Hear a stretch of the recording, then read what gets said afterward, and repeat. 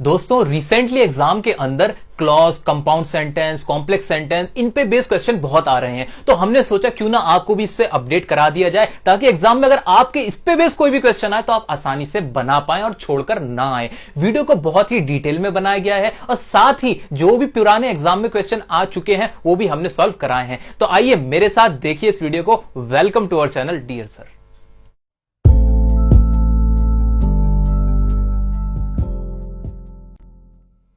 दोस्तों compound complex sentence को समझने के लिए हमें समझना पड़ेगा क्लॉज, और क्लॉज के ऊपर सेपरेट क्वेश्चन भी आते हैं, तो आपका ये भी कवर हो जाएगा। और इसको करने के बाद फिर हम देखेंगे कंपाउंड और कॉम्प्लेक्स सेंटेंस को कैसे हमें करना है। तो आइए सबसे पहले स्टार्ट करेंगे क्लॉज से। क्लॉज को समझने के बाद बढ़ेंगे हम हमारे कंपाउंड और कॉम्प्लेक्स सेंटेंस की तरफ। तो सबसे पहले समझते हैं कि क्लॉज का मतलब क्या होता है।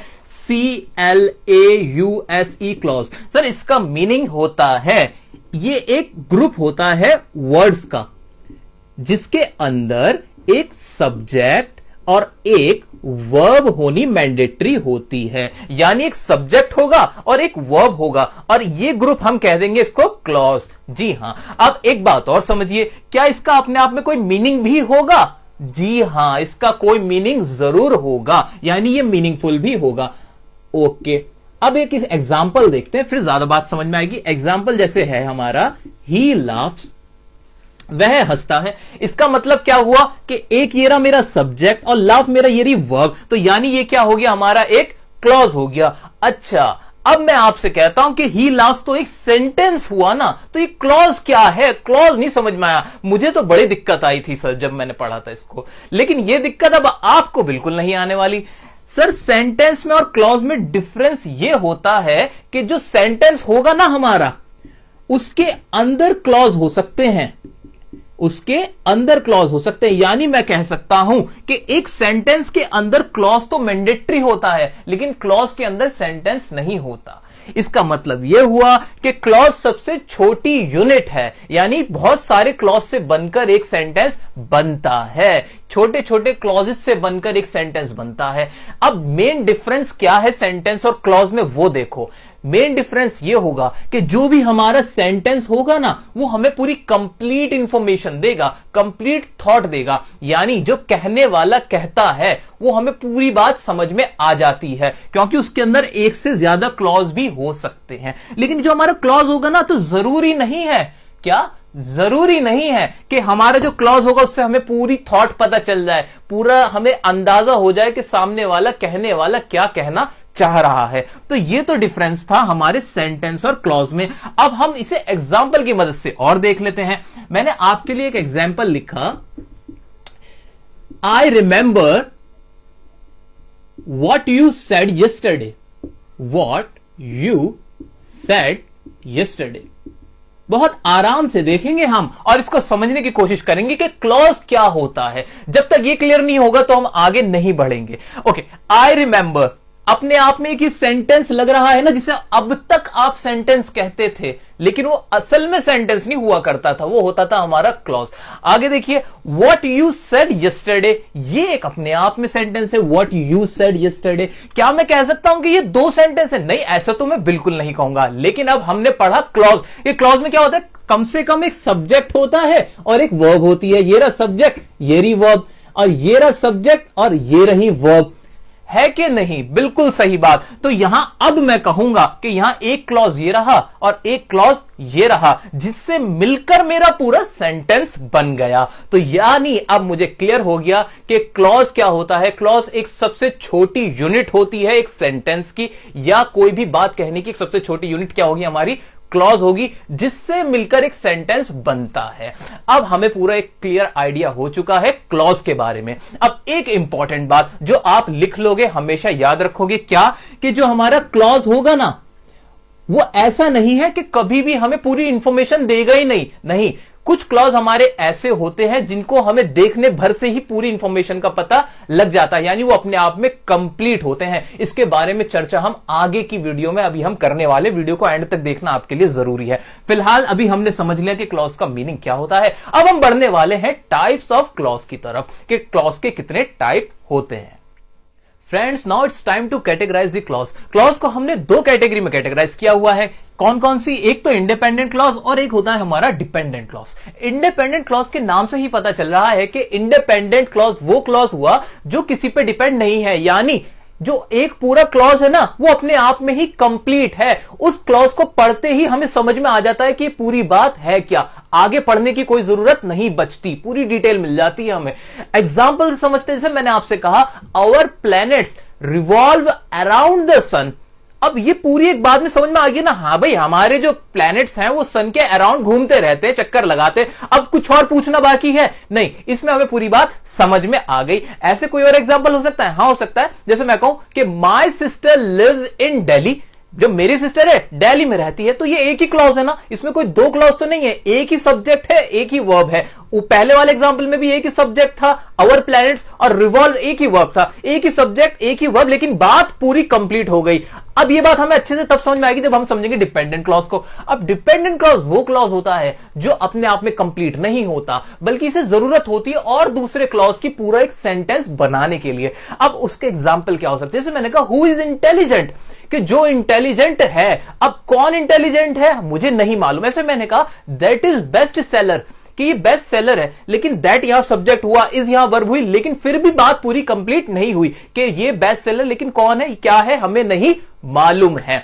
जैसे मैंने कहा विच लिव्स इन मुंबई। अब जो मुंबई में रहता है, जो चीज मुंबई में रहती है, तो वो विच क्या है मुझे मालूम नहीं है, यानी मेरे को ये क्लियर नहीं हो पाता सब्जेक्ट और वर्ब के होते हुए भी कि पूरी बात है क्या, कंप्लीट थॉट। यहां वर्ड पे फोकस करिएगा, कंप्लीट थॉट। कंप्लीट थॉट हमें पता नहीं चल पाती, इसलिए हम इन्हें कह देते हैं डिपेंडेंट क्लॉज और इसे हम कह देते हैं इंडिपेंडेंट क्लॉज। दोस्तों इंडिपेंडेंट क्लॉज को हम मेन क्लॉज के नाम से भी जानते हैं। एक मेन क्लॉज अपने आप में एक सिंपल सेंटेंस होता है, यह बात आप अब याद रखने वाले हैं। तो आइए अब हम आगे बढ़ जाते हैं, डिपेंडेंट क्लॉज को और कैटेगरी क्या है उसको देखते हैं। डिपेंडेंट क्लॉज में मेनली तीन कैटेगरी मैंने लिखी है आपके लिए। एक तो होता है हमारा नाउन क्लॉज, एक होता है हमारा एडजेक्टिव क्लॉज और एक होता है हमारा एडवर्ब क्लॉज। और जैसे कि आप समझ रहे हो कि क्या होते हैं, डिपेंडेंट क्लॉज होते हैं, यानी ये अपने आप में पूरे नहीं होते, इन्हें जरूरत पड़ेगी, नाउन क्लॉज को भी किसी और क्लॉज की जरूरत पड़ेगी पूरा एक सेंटेंस बताने के लिए। ओके, तो सबसे पहले देख लेते हैं नाउन क्लॉज को। नाउन क्लॉज क्या होता है दोस्तों? नाम से पकड़ा करो, नाम क्या है? नाउन, यानी ऐसा clause that acts as a noun, कि वो क्लॉज जो नाउन की तरह एक्ट करता है। अब नाउन क्या होता है? नाउन को तो हम समझते ही है ना, नाउन का मीनिंग ही क्या होता है? किसी भी चीज का नाम, बस क्लियर। किसी भी चीज में कौन आ जाता है? कोई भी आ जाता, कोई भी बात आ जाएगी, कोई भी इंसान, कोई भी जगह, सब आ जाती है ना। तो यानी ऐसा क्लॉज, ऐसा सब्जेक्ट और वर्ब, ऐसा सब्जेक्ट और वर्ब जो हमें क्या बता दे, उस चीज का नाम बता दे, उस चीज के बारे में बता दे, वो हमारा होगा नाउन क्लॉज। एग्जाम्पल दो तब ज्यादा समझ में आएगा। एग्जाम्पल क्या? जैसे आई बिलीव, आई एक सब्जेक्ट, बिलीव एक वर्ब, ये अपने आप में क्लॉज हुआ, साइड हो गया। आई बिलीव क्या? That I will pass the test. मैं बिलीव करता हूं, क्या बिलीव करता हूं? वो नाउन क्या है, वो चीज क्या है? वो चीज ये है ना मेरे भाई, ये रही, that I will pass the test. तो ये मेरा क्या हुआ? ये मेरा हुआ नाउन क्लॉज। एनसी लिख रहा हूं नाउन क्लॉज के लिए। अब एक और एग्जांपल देख लो, इससे और क्लियर होगा। आई थॉट, आई क्या है? एक सब्जेक्ट है, थॉट क्या है? एक वर्ब हो गई। थिंक की सेकंड फॉर्म होती है थॉट। तो आई थॉट यहां पर हमारा एक अपने आप में क्लॉज हो गया, जी हो गया, लेकिन ये कंप्लीट क्लॉज नहीं है। आगे बढ़ते हैं। व्हाट, मैंने सोचा, क्या सोचा? वो सोच बताओ ना, क्या थी वो सोच, वो नाउन बताओ। That she war was beautiful, कि मैंने सोचा या मैंने जो महसूस किया वो क्या चीज थी, कि जो भी उसने पहना था वो ब्यूटीफुल था। तो ये वाली जो चीज थी, what she war was beautiful, ये हमारा नाउन क्लॉज था, उस चीज के बारे में बताया, उस चीज की बात जो थी वो ये थी। आगे बढ़ते हैं। डू यू नो, अब डू यू नो क्या है? ये भी अपने आप में क्लॉज हो गया, लेकिन क्या? आगे बढ़ते हैं। क्या तुम जानते हो what the weather will be, कि वेदर कैसा होगा, जो मौसम होगा वो कैसा रहेगा। तो अब ये क्या हो गया? ये हमारा इतना जो था हमारा what the weather will be, ये भी हमारा एक नाउन क्लॉज था, क्योंकि इसने हमें बताया, उस चीज के बारे में पूछा। तो ये हमने एग्जांपल की मदद से समझ लिया कि नाउन क्लॉज क्या होता है। कुछ भी नहीं होता। नाउन क्लॉज को सम अप करते हैं कि ऐसा क्लॉज, ऐसा सब्जेक्ट और वर्ब जो एक नाउन की तरह काम करे सेंटेंस के अंदर, यानी वो हमारा एक ऑब्जेक्ट बनेगा और हमें बताएगा कि वो चीज है कि, उस चीज के बारे में बताएगा, वो हमारा क्या होगा? नाउन क्लॉज होगा। ओके, अब हम बढ़ते हैं हमारे एडजेक्टिव क्लॉज की तरफ। एडजेक्टिव क्लॉज क्या होता है?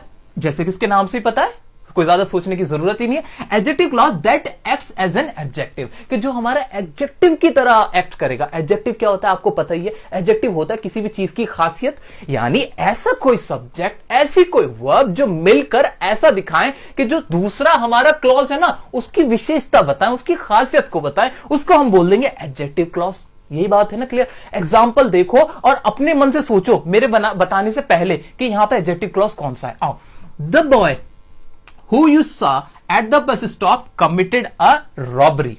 The boy who you saw at the bus stop committed a robbery.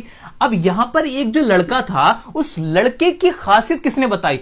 इसने बताई stop committed at the robbery, कि जो बस स्टॉप पे आपने देखा तो वो कौन लड़का था जिसने रॉबरी को कमिट किया था। तो इससे मुझे पता चला कि ये बॉय कोई खास बॉय था जिसने जो रॉबरी थी, जिसने डाका डाला था।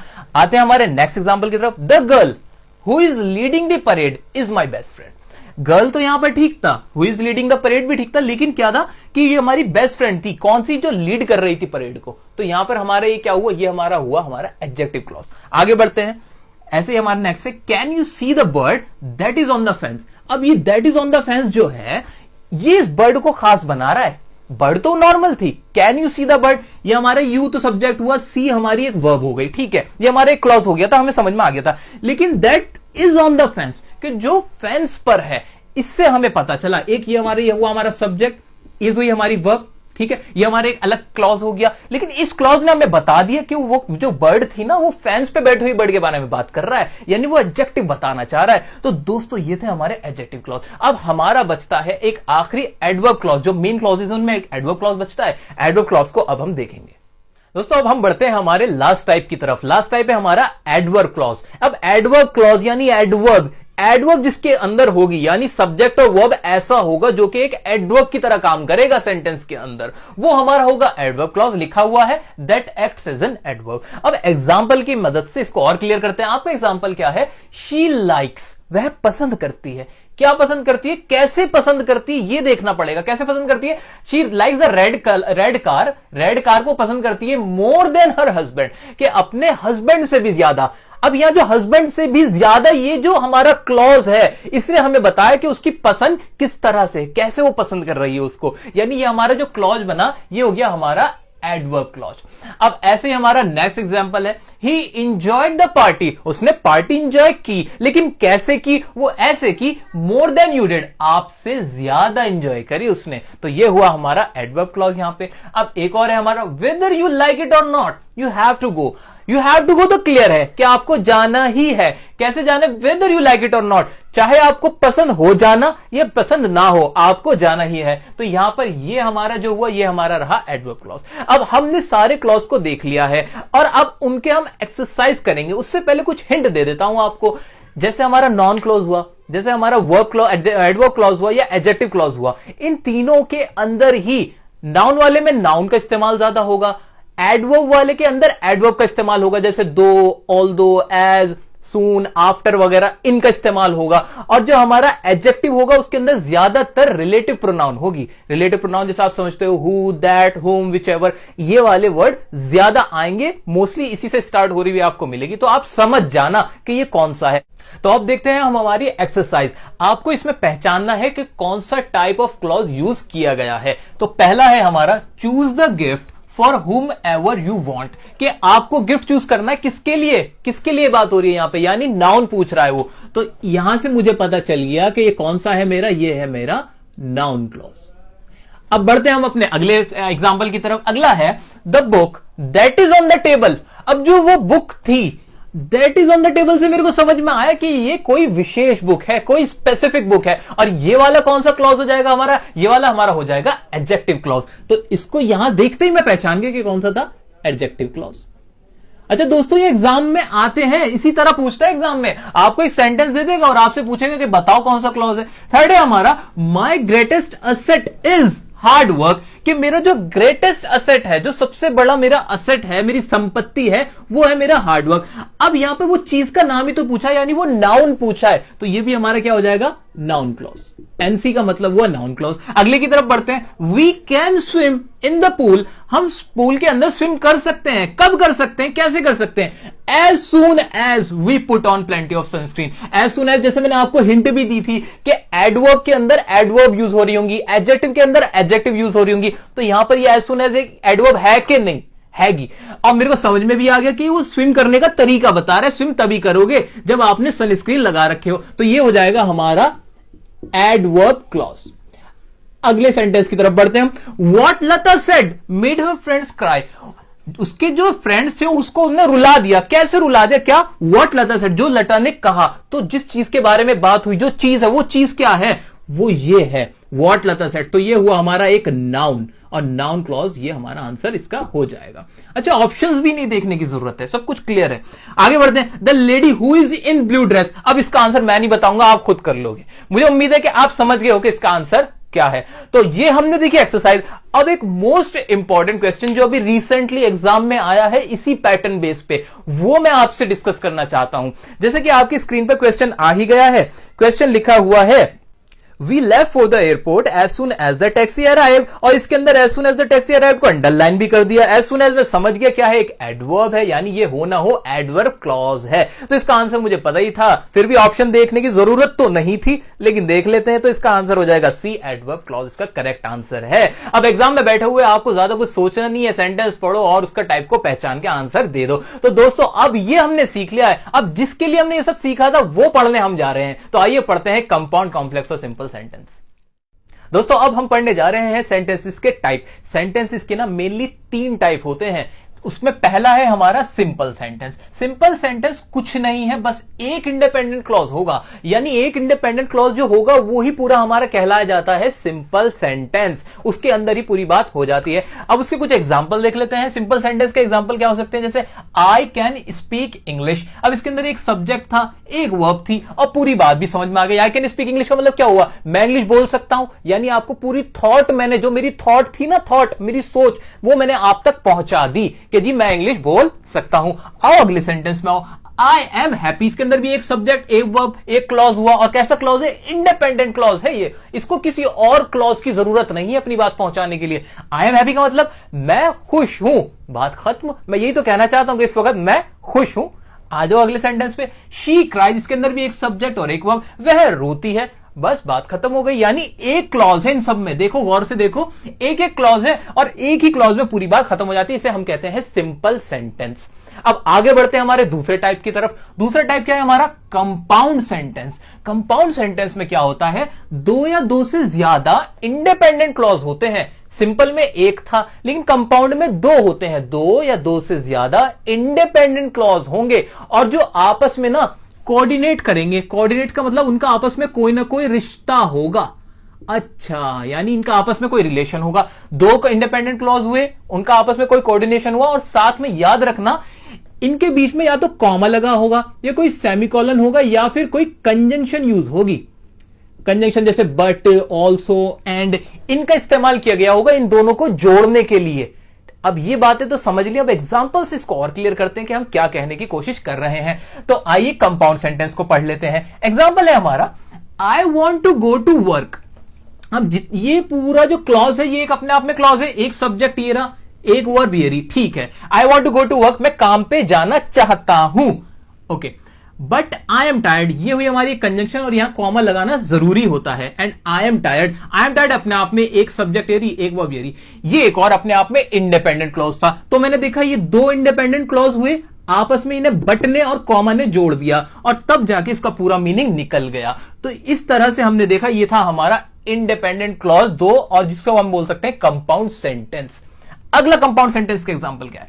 आई विल किल यू, इसमें एक सब्जेक्ट आया, एक वर्ब आई, उसके बाद एक कंजंक्शन आया, और यू विल किल मी, एक सब्जेक्ट आया, एक और वर्ब आई। तो ये भी हमने देखा 2 इंडिपेंडेंट क्लॉज थे, आपस में कॉमा और किसी कंजंक्शन से जुड़े हुए थे, एक दूसरे से कोऑर्डिनेट करते हुए, ये हमारा बना कंपाउंड सेंटेंस। आते हैं हमारे अगले एग्जांपल की तरफ। I am sitting and he is happy, एक सब्जेक्ट है, एक वर्ब है हमारी, और एक और सब्जेक्ट है, एक और वर्ब है हमारी। अच्छा, तो ये भी हमारा क्या हो गया, कंपाउंड सेंटेंस। बिल्कुल गलत जवाब है। अगर आपको ऐसा लग रहा है तो बिल्कुल गलत जवाब है। क्यों? क्योंकि रटना नहीं है, हमें कॉन्सेप्ट समझना। आइए ध्यान से देखें इसको। आई एम सिटिंग, मैं बैठा हुआ हूं। अगला क्या, एंड ही स्लीपिंग। इनका आपस में कोई तुकबंदी है, कोई जोड़ है? बिल्कुल भी नहीं है। जबकि हमने पढ़ा क्या कि इंडिपेंडेंट क्लॉज तो होने चाहिए दो, और साथ में उसमें कोई कोऑर्डिनेशन होना चाहिए, उनका आपस में कोई रिश्ता भी होना चाहिए। ये नहीं कि एक क्लॉज तो कुछ और कह रहा है, दूसरा क्लॉज कुछ और कह रहा है। That can be done. तो आइए अब देख लेते हैं हमारा कॉम्प्लेक्स सेंटेंस क्या होता है। कॉम्प्लेक्स सेंटेंस में कुछ भी नहीं है। क्या, एक इंडिपेंडेंट क्लॉज होगा और एक डिपेंडेंट क्लॉज होगा। इंडिपेंडेंट क्लॉज को मेन क्लॉज भी कहते हैं और डिपेंडेंट क्लॉज को सबऑर्डिनेट क्लॉज भी कहते हैं। यानी एक तो मेन हो गया और एक उसके साथ में हेल्पिंग वाला हो गया। आइए इसके एग्जांपल्स इसको और अच्छे से समझ लेते हैं। एग्जांपल है, ऑल्दो ही वाज वेल्दी, हालांकि वो वेल्दी तो है, अमीर तो है, स्टिल ही वाज अनहैप्पी। अब ही वाज अनहैप्पी अपने आप में एक इंडिपेंडेंट है कि नहीं, कि वह खुश नहीं था, वह उदास था। इसका मतलब ये तो अपने आप में डिपेंडेंट क्लॉज हो गया। तो इसको मैंने कह दिया क्या, ये अपने आप में इंडिपेंडेंट क्लॉज है। ठीक है, लेकिन ऑल्दो ही वाज वेल्दी, हालांकि वो वेल्दी। अब ये मुझे कुछ समझ में नहीं आया, इसका मीनिंग क्या हुआ, यानी कंप्लीट डिटेल इंफॉर्मेशन मुझे नहीं पता लग पाई। यानी ये मेरा था क्या, डिपेंडेंट क्लॉज था। तो यहां पर एक डिपेंडेंट क्लॉज हुआ, एक इंडिपेंडेंट क्लॉज हुआ, और दोनों से मिलकर एक सेंटेंस बन गया। तो ये मेरा कहलाया क्या, कॉम्प्लेक्स सेंटेंस। आइए अगले वाले पे बढ़ते हैं। व्हेनेवर प्राइस गोज अप, जब भी प्राइस के दाम, प्राइस जो होते हैं वो बढ़ते हैं, कस्टमर्स बाय लेस प्रोडक्ट्स, जो कस्टमर होते हैं वो कम प्रोडक्ट्स खरीदते हैं। अब व्हेनेवर प्राइस गोज अप, अब इतनी बात से कुछ समझ में आया? अगर आपके सामने ये वाला क्लॉज रख दूं मैं, तो यहां पर आपको कुछ क्लियर हो रहा है? बिल्कुल क्लियर नहीं हो रहा, क्योंकि ये अपने आप में एक डिपेंडेंट क्लॉज है। इसको जरूरत है कि आगे भी कोई बात बताओ भाई, तब समझ में आएगा। अच्छा, आगे की बात ये थी कस्टमर्स बाय लेस प्रोडक्ट, और जबकि ये जो है ना, ये अपने आप में इंडिपेंडेंट है कि कस्टमर कम प्रोडक्ट खरीदते हैं। तो ये भी हमारा क्या हुआ, कॉम्प्लेक्स सेंटेंस। अगला एग्जांपल है हमारा, वेयरएवर यू गो, जहां भी आप जाओ। इतने से समझ में आया? बिल्कुल नहीं आया। आगे बढ़ जाते हैं। You can always find beauty, लेकिन यू कैन ऑलवेज फाइंड वाला जो क्लॉज है ना, ये मेरा ये अपने आप में इंडिपेंडेंट है। अगर मैं कहूं कि आप कहीं भी जाओ आपको ब्यूटी मिल सकती है, you can always find beauty, आप हमेशा ब्यूटी पा सकते हो, खूबसूरती सुंदरता मिल सकती है आपको। तो ये क्लियर है, हाँ अपने आप में एक बात कंप्लीट लग रही है। लेकिन वेयरएवर यू गो अगर मैं यहां तक रखूं ना सिर्फ, तो मुझे कुछ क्लियर नहीं हो रहा। तो ये दो क्लॉज थे यहां भी, एक ये था और एक ये था, दोनों से मिलकर क्या बन गया, हमारा एक कॉम्प्लेक्स सेंटेंस बन गया। अब हमारा टास्क सिर्फ यही रहता है कि एग्जाम में या कहीं भी आपसे कोई पूछे कि कौन सा टाइप ऑफ सेंटेंस है, आपको बस ये देखना है कि उसके अंदर डिपेंडेंट क्लॉज है कि इंडिपेंडेंट क्लॉज है। तो आइए अब देख लेते हैं जल्दी से कुछ एक्सरसाइज और उसको अच्छे से कर लेते हैं ताकि हमारी प्रैक्टिस हो जाए। दोस्तों अब इन एग्जाम्पल्स की मदद से हम इसका पूरा पोस्टमार्टम कर लेंगे और सही आंसर ढूंढने की कोशिश करेंगे। आइए पहला हमारा जो एग्जाम्पल है उसे देख लेते हैं। 2 minutes ago the child was fast asleep but now he is wide awake। अब इतना बड़ा सेंटेंस है, अब आप बताइए कौन सा टाइप ऑफ सेंटेंस है। जैसे मैंने यहां पे कॉमा देखा और बट देखा ना, मेरे दिमाग में घंटी बजी। घंटी क्या बजी कि कंपाउंड सेंटेंस में मैंने पढ़ा है कि कंजंक्शन का इस्तेमाल होता है और दो इंडिपेंडेंट क्लॉज होते हैं। क्या ये दो इंडिपेंडेंट क्लॉज है? देख लेता हूं।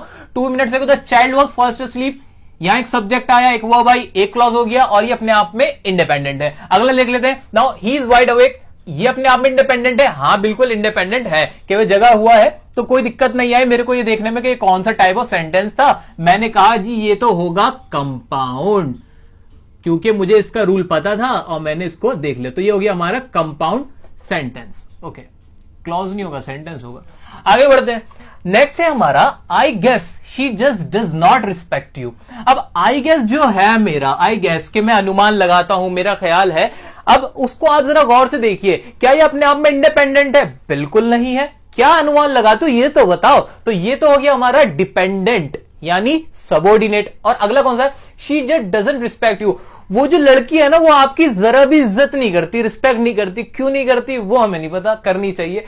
लेकिन ये मुझे समझ में आ रहा है ये अपने आप में क्या है, ये अपने आप में इंडिपेंडेंट है। तो यानी एक इंडिपेंडेंट एक डिपेंडेंट, बताओ कौन सा था? कॉम्प्लेक्स वाला था। जी हाँ, तो इसका आंसर होगा हमारा कॉम्प्लेक्स सेंटेंस।